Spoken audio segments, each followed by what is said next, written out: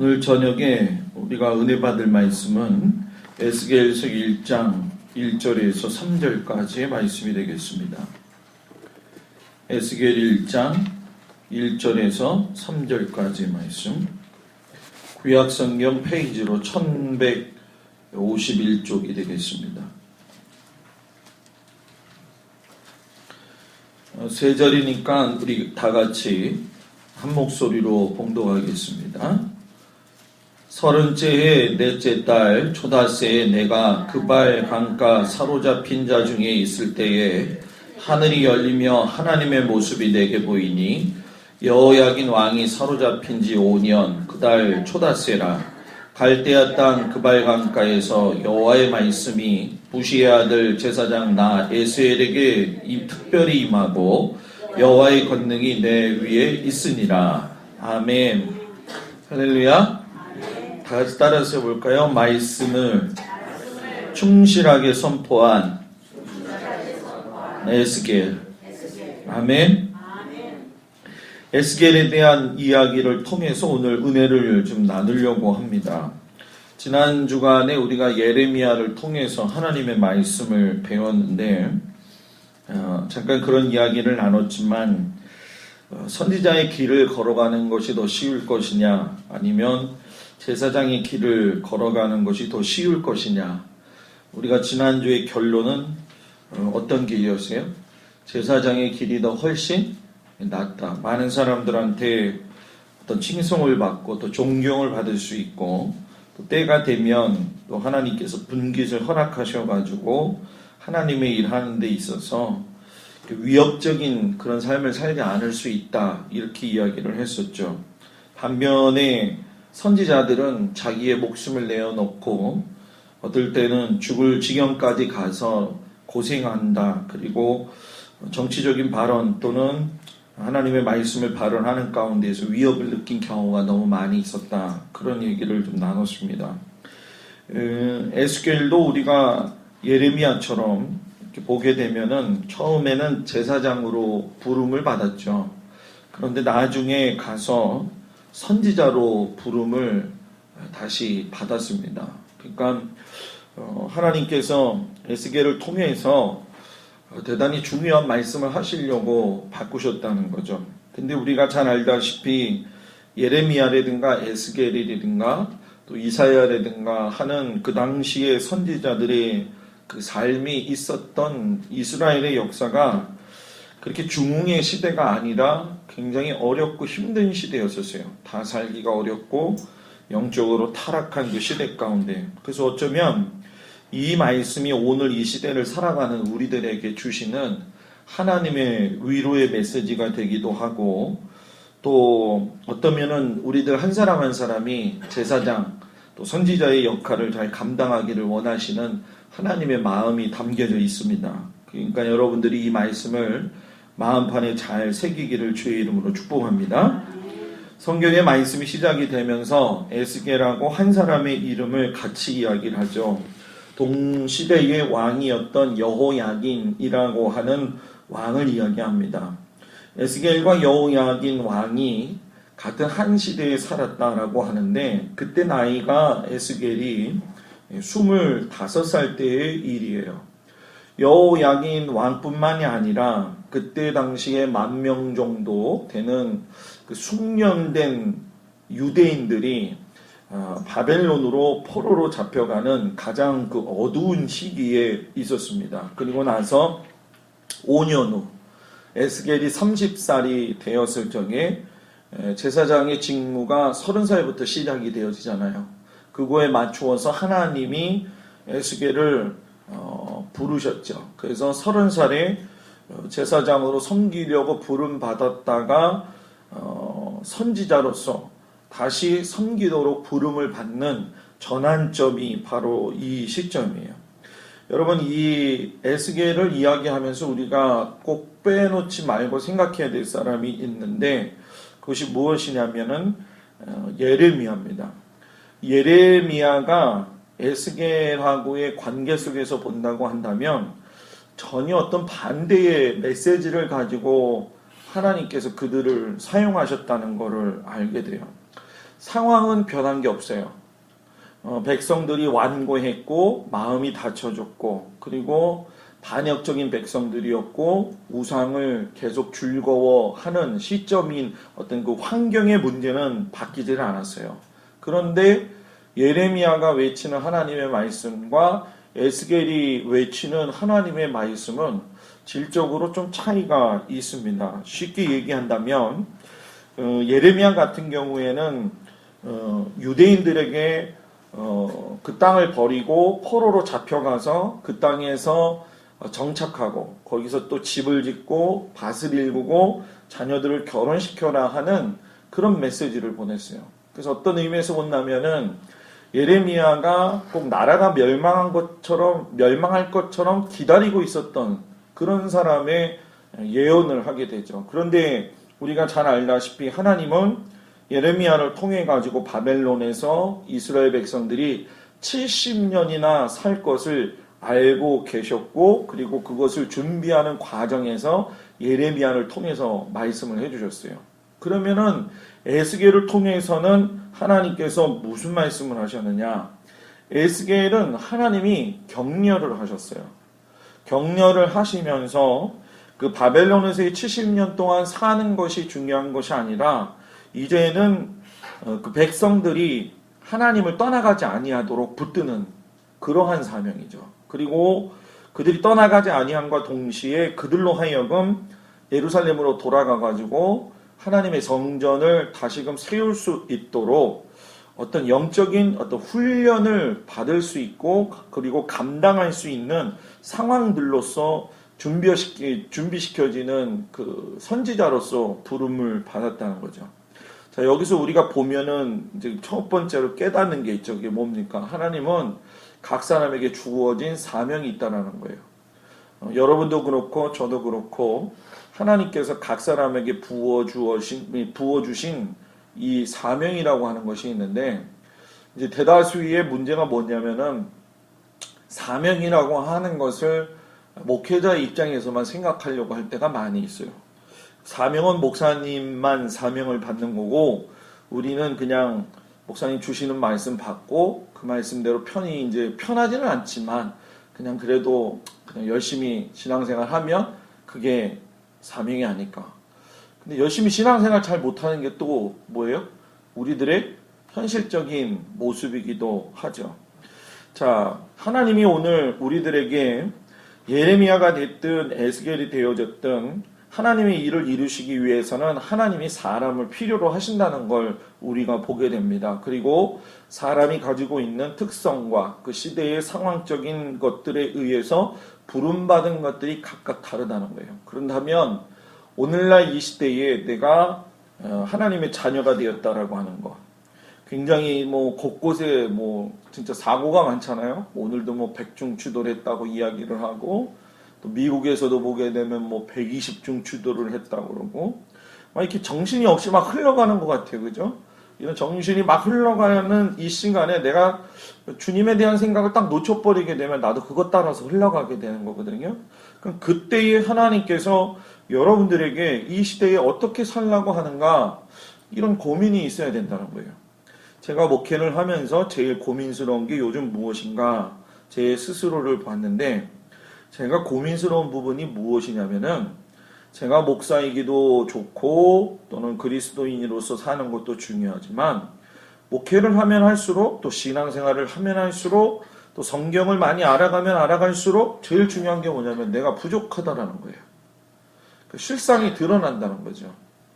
뭔가 하나님 앞에서 완벽한 거는 바라지도 않지만 주님 말씀대로 살려고 노력을 해야 되는데 살다 보니까는 그렇지 못한 모습들이 목사님 저에게서 드러나는 거예요. 그러면 목사님이 목회를 잘못하는 겁니까? 이런 차원이 아니에요. 내가 주님의 뜻대로 살려고 노력을 해보니까 지금까지 살아온 것도 은혜고 앞으로 살아갈 일도 뭐예요? 은혜더라는 거예요. 그러니까 거저 하나님이 주신 인생을 살아왔는데 내가 더 어떻게 하나님의 말씀대로 살 것인가 이거에 대한 고민을 하고 있고 그 고민이 저의 고민이 되는 것이 아니라 여러분들한테도 전달이 돼서 내가 에스겔처럼 예레미야처럼 내가 어떻게 주님을 위해서 살 것이고 이 한 번뿐인 인생을 어떻게 살 것인가 한번 깊이 생각해 볼 수 있는 은혜가 있기를 여러분들한테 권고하고 축복을 드립니다. 이것은 단순한 문제는 아닌 것 같아요. 자, 그런데 제일 중요한 건 뭐냐면 우리가 이 땅에서 그렇게 살려고 할 때마다 세상이 우리를 그렇게 살지 못하도록 하는 것처럼 예레미야라든가 에스겔이 하나님의 말씀을 선포한다고 할지라도 그 선포 자체를 갖다가 무너뜨리는 거짓된 선지자들이 끊임없이 반대하고 반기를 들면서 에스겔과 예레미야의 삶에 대해서 적대시했다는 걸 우리가 보게 되죠. 자, 오늘 우리도 똑같다라고 하는 거예요. 하나님께서 계속적으로 우리에게 이 땅에서 어떻게 살아야 될 것인가, 그 본분에 대한 삶과 사명에 대한 것을 깨닫게 하시는데도 불구하고 우리는 여러분 뭐예요? 세상에 묻혀가지고 살다가 보니까 마치 세상 속에서 나라고 하는 존재가 아주 희미한 것처럼 보이게 되고 고귀하고 값진 존재라는 걸 잊어버리고 사는 경우가 많다는 거예요. 그런데 하나님이 그때에 에스겔에게 예루살렘에 대한 이상을 보여주시고 환상을 보여주시면서 에스겔을 위로하시고 에스겔을 강권적으로 끌고 가셨다는 거예요. 당시에 야훼 신앙이 막 사라지고 있고 거짓말만 늘어뜨리고 있는 그 거짓 선지자들이 많이 있었음에도 불구하고 하나님이 에스겔을 붙들었고 또 에스겔을 통해 가지고 하나님이 직접 입으로 나 주 여호와가 너에게 말한다라고 하는 이 이야기를 에스겔서 전체에 보게 되면은 59번 그러니까는 뭐죠? 69인가요? 69 아니죠? 시우나옵이죠. 시우나옵. 내가 틀리면 빨리 해야 돼요. 시우나옵까지 59번을 이야기했다. 자, 우리는 어떤 의미에서 본다고 한다면은 59번 얘기한 게 뭐 그리 큰 의미가 있어요? 자, 여러분 생각해봐요. 제가 여러분들하고 어떤 대화를 나눌 적에 제가 여러분들의 개인의 이름을 59번 불렀다고 얘기해봐요. 그러면 그 사람에게 걸고 있는 인지라든가 그 사람에게 기대하고 있는 게 엄청 크면서 동시에 우리는 사람의 입장에서 59번을 이야기하지만 하나님의 입장에서 59번을 이 에스겔을 통해서 말씀하셨다고 한다면은 에스겔이 어려운 상황들을 이길 수 있었을까요? 없었을까요? 이길 수 있었다는 거예요. 그래서 오늘 이 말씀 속에서 우리가 첫 번째로 마음속에 깨달을 수 있는 것이 뭐냐면 하나님은 에스겔을 통해서 우리에게 말씀하시는데 상황이 힘들어도 하나님은 격려하시는 하나님이시다라는 거예요. 오늘도 하나님이 여러분들을 격려하시기 때문에 이 자리에 모이게 하셨고 여러분들을 또 이 예배 속에서 격려하고 계십니다. 여러분 이사야 선지자가 성전에서 하나님께 이상을 받고 계시를 받을 때에 여러분 그가 하나님의 영광을 보고 나서 그 자기의 입술이 더럽기 때문에 도저히 나는 하나님 말씀 전할 수가 없습니다. 그때 하나님이 수랍들을 통해 가지고서는 여호와 하나님의 제단에서 핀 숯불을 갖다가 그의 입술을 지져 놓으셨어요. 자, 어떤 의미에서 본다고 한다면은 그 지진 현상 자체로 본다고 한다면은 별 사건의 문제가 아닌 것처럼 보이지만 결국은 이사야 선지자가 하는 모든 사역의 내용들은 누구를 통해서 나온다는 거예요. 나 하나님을 통해 가지고 내가 말하겠다는 거예요. 자, 우리가 너무 걱정하는 것 중에 한 가지가 무엇이냐면은 하나님이 나와 함께 하시면서 나를 격려하시고 나에게 동행하시며 함께 하시는 것을 쉽사리 잊어먹고 있다는 얘기예요. 예레미야 같은 경우도 살구나무의 환상을 보여주시고 가마솥이 나타나는 이상까지도 보여주셨어요. 그때 그가 많은 것들을 회피했지만 결국 그 말씀을 붙들었을 적에 내가 하는 것이 아니라 하나님이 하시는 거라고 하는 걸 붙들었어요. 자, 오늘 우리가 1장 1절에서 3절을 보았지만 여러분들이 에스겔서 첫 번째 장을 보게 되면은 앞에 나타나는 아주 복잡스러운 성경 말씀 때문에 많이 번잡스러운 생각이 들 때가 있을 겁니다. 왜냐하면 소용돌이 치는 어두운 구름, 그 속에서 어떤 번쩍이는 번개, 그리고 북쪽에서 밀려오는 어떤 강한 폭풍우, 그리고 그 폭풍우 중심 속에 샘물처럼 강렬한 불이 있고 그 불 속에서 그룹들의 생명들이 있는 걸 보게 되죠. 그래서 생물은 우리가 잘 알다시피 이제 네 개의 날개와 네 개의 얼굴이 나타나고 사람과 사자와 항소와 독수리의 모습으로 나타나게 돼요. 그리고 이 구절을 읽어보시면 여러분들이 잘 알지만 그룹 안에서 스스로의 힘으로 움직이고 빛을 발하며 교차하는 수정바퀴가 돌아가고 있는 모습을 보게 되죠. 자, 이거를 보면은 그 사이언런지죠. 그 과학적 종교를 믿고 있는, 쉽게 얘기하면 UFO를 신봉하고 있는 사람들은 이것 하나를 붙들고서는 UFO가 있다 이렇게 신봉하는 구절이 됩니다. 그런데 여기서 우리가 중요하게 보아야 될 것은 이 말씀의 그 뒷반절에 가서 보게 되면은 26절에 그 머리 위에 있는 궁창이에 보좌의 형상이 있는데 그 모양이 남보석 같고 그 보좌의 형상 위에 한 형상이 있어 사람의 모양 같더라 라고 이야기하는 이 부분을 놓치고 있어요. 자, 이 이야기가 무슨 얘기냐 하면 에스겔이 이상 가운데 보고 있는데 수정 궁창이에 남보석 같은 보좌가 있는데 거기에 사람 같은 것이 보인다. 이게 무엇이냐면은 보좌 위에 있는 이스라엘 하나님, 여호와 하나님을 이야기하는 거죠. 자, 이제 앞에 일어나고 있는 여러 가지 환상과 이상을 봤을 적에는 움직여가고 있는 어떤 하나의 물체로 보이지만 강한 폭풍과 번개를 동반해서 내려왔던 이 당시의 강력한 모습은 바벨론의 어떤 권력을 쥐고 있는 그 모습을 갖다가 이야기를 하면서 또 에스겔 스스로가 또 그거를 눈으로 본 거죠. 그런데 여기서 가장 초점을 맞춰서 본 것은 그 뒤를 움직이시는 분이 바벨론이 아니라 누구예요? 하나님이 움직이고 계셨다라고 하는 것을 에스겔을 통해 가지고서는 보여주시는 거예요. 자, 여러분 잘 보십시오. 왜냐하면 이 이상 이후에 보게 되면 에스겔 전체 사역 속에서 볼 때에 가당치도 않은 일들이 많이 일어납니다. 예를 들어서 마른 뼈들이 있다가 그 말마른 뼈 골짜기에 하나님의 생기가 불러 일으켜서 그것이 크게 군대가 되어진다라고 하는 것. 모든 게 다 죽었다고 생각을 하고 모든 것이 다 끝났다라고 생각을 했을 때 거기서부터 하나님이 일을 시작하시더라 하는 거예요.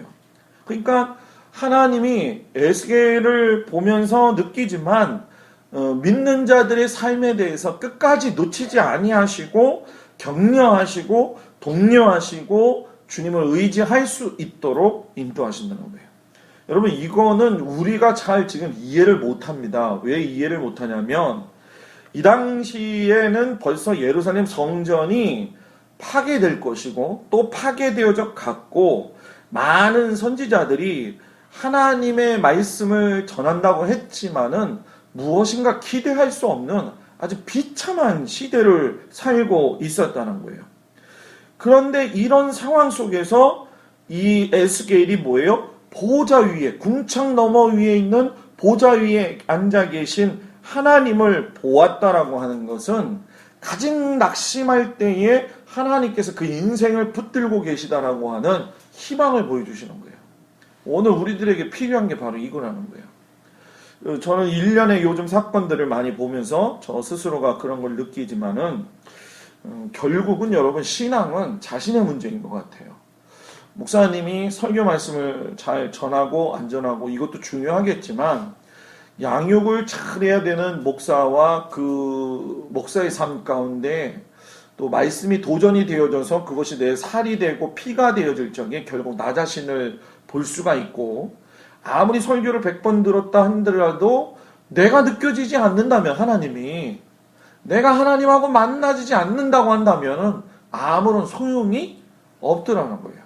이번 주에 제가 그 다음 주 이제 설교를 준비하면서 제가 느꼈던 것 중에 한 가지가 뭐냐면 베드로가 과연 설교를 할 수 있는 자격이 있겠느냐. 설교하다가 갑자기 그게 생각이 났어요. 아니 지금 3,000명씩 회개시키고 안진뱅이 일으켜 세웠는데 이 베드로가 과연 너가 설교할 수 있는 그런 자격이 있느냐. 제가 스스로 베드로에게 물어보고 저한테 물어보는 거예요. 베드로가 자격이 있어요? 베드로가 설교할 자격이 있어요? 너희들이 예수님을 잡아 죽였고 너희들이 하나님이 보내신 그 예수님의 존재를 모르고 너희들이 살인한 자를 놓아주고 오히려 그를 잡아 죽였지 않느냐. 베드로는 그 사람 그 말 할 자격이 없어요. 왜냐하면 자기는 수제자지만 도망 다녔고 뒤에서 훔쳐보기까지 했다는 거예요. 근데 그런 베드로가 자격이 없는데 복음을 전하고 있었다. 그럼 뭐냐는 거예요. 그 복음을 전할 수 있었던 핵심은 바로 여러분 뭐냐? 그가 예수님을 부활하고 나서 40일 후에 승천하시고도 난 그 과정에서도 보면은 예수님 따라갈 자신이 없으니까 갈릴리에 갔잖아요. 이제 이거 주일날 한번 2주 후에 다시 리바이벌 좀 되겠지만은 그런 상황 속에서 하나님께서 예수님을 통해서 약속하셨던 성령을 받았을 적에 그 설교를 전할 수 있는 능력이 생긴 거예요. 자, 이게 무슨 얘기냐면 오늘 에스겔이 하나님의 일을 감당했다라고 하는 것은 오늘 구약 성경에 성령이라는 단어가 없어서 그런 거냐? 아니라는 거예요. 예수님이 함께 하셨기 때문에 하나님이 함께 하셨기 때문에 에스겔이 그 격려의 힘으로 그 일을 감당할 수 있었다는 거예요. 오늘 저는 우리 성도들이 이 땅에서의 믿음의 생활을 할 적에 가장 큰 관건이 뭐냐? 성령 받지 않고 믿음의 생활을 하는 것만큼 무서운 게 없다. 성령 받지 않고 믿음 생활하는 것, 그건 정말 위험스럽다.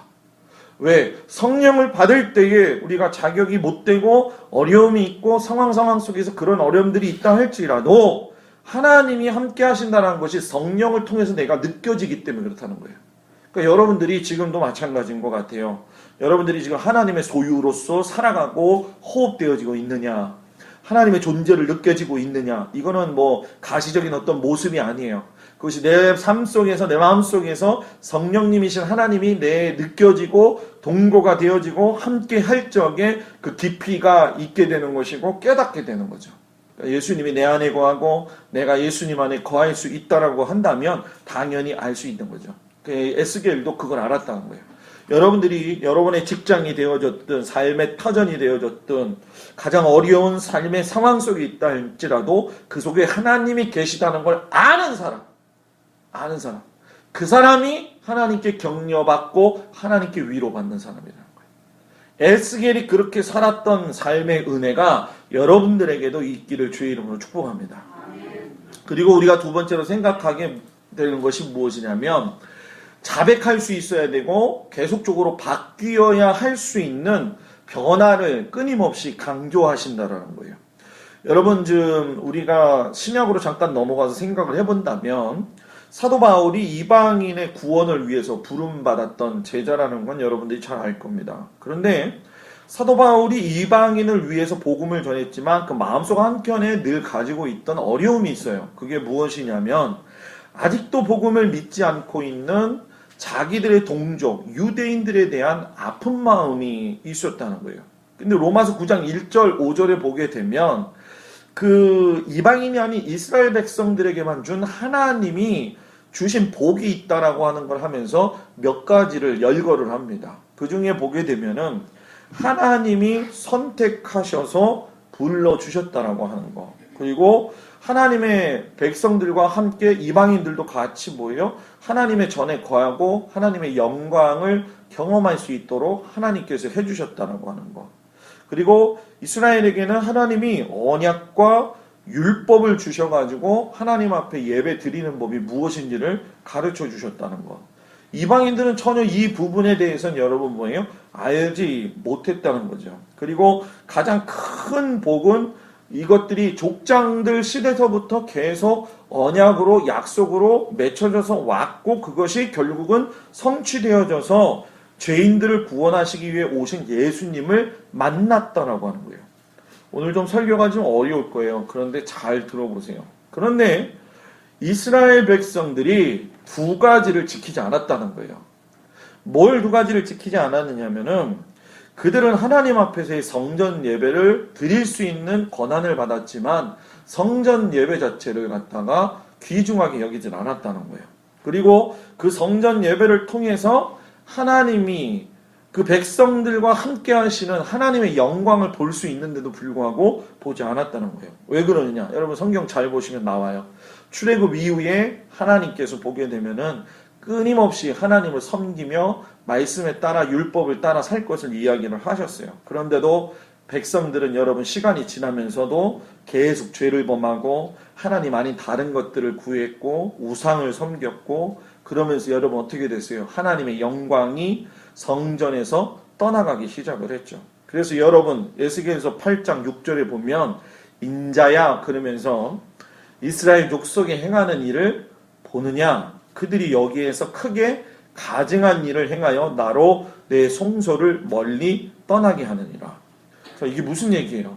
이스라엘 백성들이 죄를 짓고 자기 멋대로들 하나님 원하시는 대로 살지 않으니까 하나님이 그 가증하고 그래서 내가 너희들이 만들어 놓았다라고 하는 성전의 성소에서 멀리 뭐예요? 떠나게 되었다는 거예요. 그래서 에스겔서 9장부터 쭉 보시면 아시겠지만 지성소에 있는 그룹들에서 시작이 돼서 하나님의 영광이 떠나게 되는데 성전 문지방으로 떠나게 되고 보좌가 있는 남쪽 성전 쪽으로 옮겨가고 동쪽 문으로 옮겨가서 결국은 감난성 쪽으로 물러가는 모습을 보게 됩니다. 그러니까 하나님의 영광이 떠나버리게 되더라는 거예요.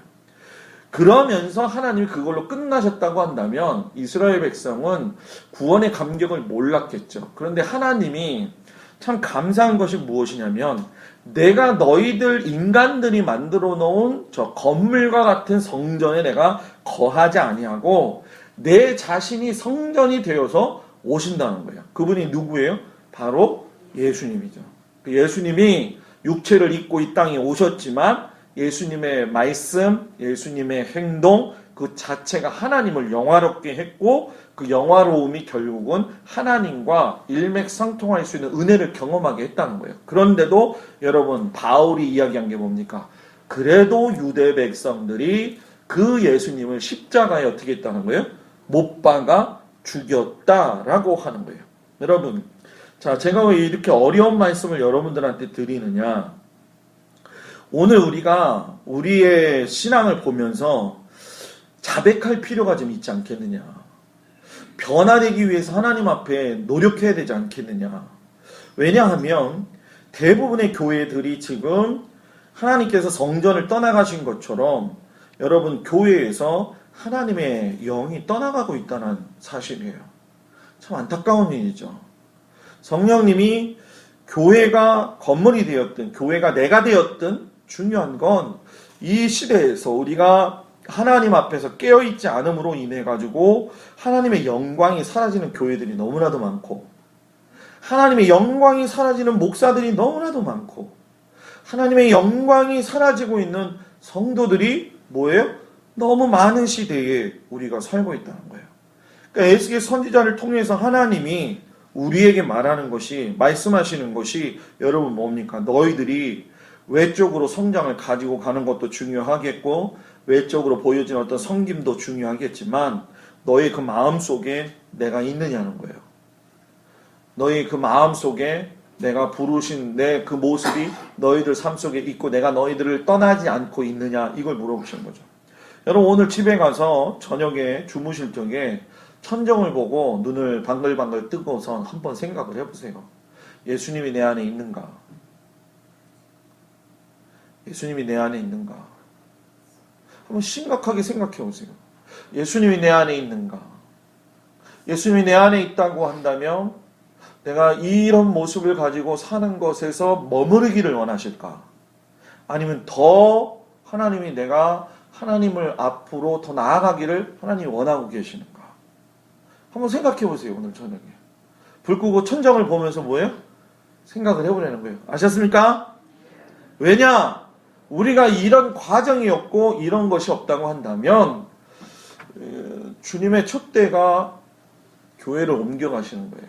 은혜가 다른 곳으로 넘어가는 거죠, 여러분. 이 경험의 은혜가 넘어가는 거예요.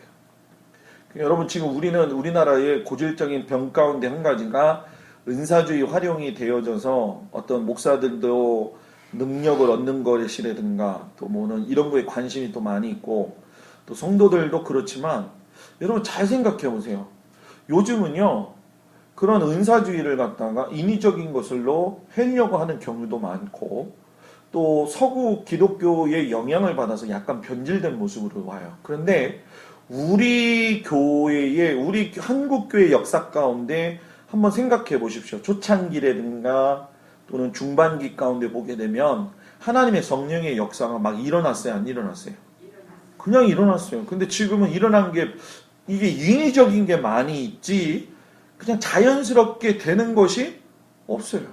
제가 알고 있는 장로님도 캄보디아에서 이렇게 왔다 갔다 하시면서 사업을 하시는 분인데 저는 그 캄보디아 그 교회는 가보지를 못했어요. 그런데 그 장로님이 말씀하시는 걸 제가 한번 들은 적이 있는데 목사님 한국의 성령 운동이 캄보디아, 베트남으로 옮겨간 것 같다는 거예요. 왜냐하면 몸이 아픈데도 불구하고 그냥 아무것도 아닌 그 뭐 진짜 알약 하나라도 또는 뭐 식염수라도 또는 뭐 진짜 우리가 사용하지도 않는 그 약 하나 가지고도 그냥 낫는다는 거예요. 그냥 낫는다는 거예요. 암병도 그냥 낫는다는 거예요. 도대체 지금 그냥 낫는다는 거예요. 근데 저는 제가 요즘 이렇게 모든 걸 좀 총정리를 좀 이렇게 좀 해보고 있어요.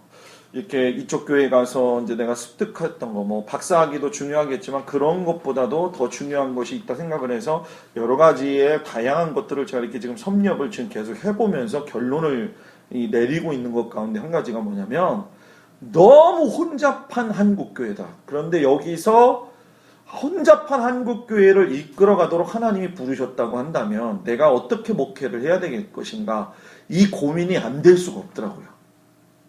이 고민을 안 하고 사는 목사는요 목사가 아니라는 걸 제가 이야기하고 싶을 정도예요.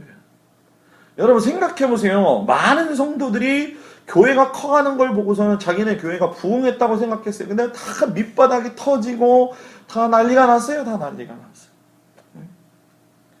세상 사람들이 우리한테 손가락질하는 거 이건 중요하지 않다고 생각해요. 저는요. 그건 중요하다고 생각하지 않아요. 왜? 세상은 늘 우리를 향해서 뭐 했어요? 손가락질 했기 때문에 그건 별 문제가 안 된다고 봐요. 저는요.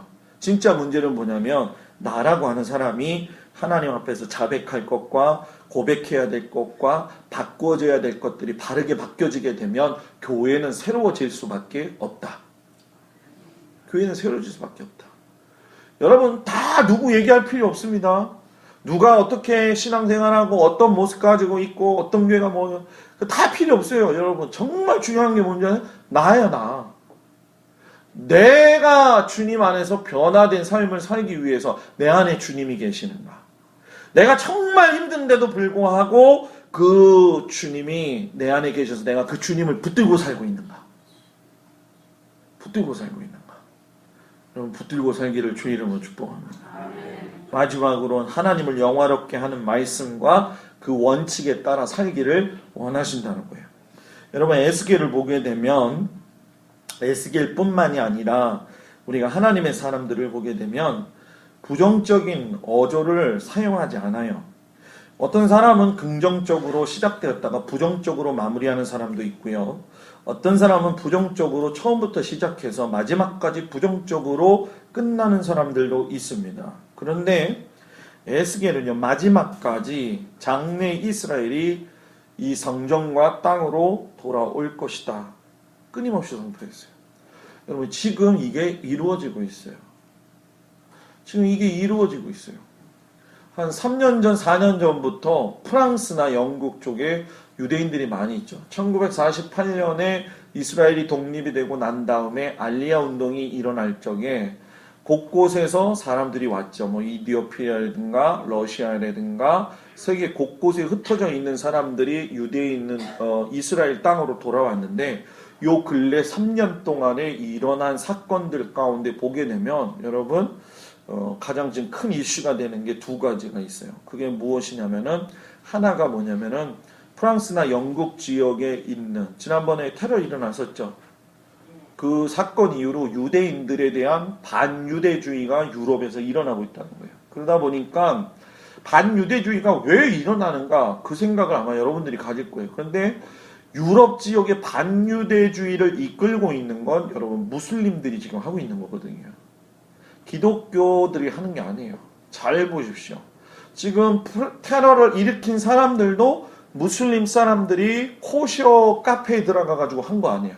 그래서 올 한 해에 이 3년 동안 이 유대인으로 돌아간 사람들의 그 몇 배 이상 사람들이 다시 돌아간다는 거예요. 내가 여기서 이 테러를 당해서 죽느니 차라리 내 땅 내 나라에 가가지고선 지키면서 내가 거기서 살겠다. 그 예언이 그대로 이루어지고 있어요. 에스겔에서 한 말씀이 하나도 이게 성사가 안 된 게 아니라 되고 있다라고 하는 거예요. 우리가 여러분 이걸 잘 봐야 돼요. 그리고 곡과 마곡의 전쟁이라고 해가지고 여러분 이 땅에 마지막이 왔을 적에 마지막 전쟁이 곡과 마곡의 전쟁이거든요. 곡과 마곡의 전쟁은 요한계시록에도 보게 되면은 붉은 군대가 내려온다라는 것을 뭐 분명히 얘기를 하고 있고, 그리고 그것이 이제 우리가 잘 아는 아마 겟돈 전쟁, 겟돈 때문에 일어나는 전쟁 말고 아마겟돈이라고 하는 지역에서 일어나는 거잖아요. 근데 여러분 요즘에 이스라엘이 발칵 뒤집힌 거 아세요? 알아요? 몰라요? 몰라요? 예? 여러분 이스라엘이요 볼모지고 아무것도 없는 땅이라고 생각했는데 이 땅의 그 어느 나라보다도 지금 석유 매장량이 제일 많다고 발표가 되어버렸어요.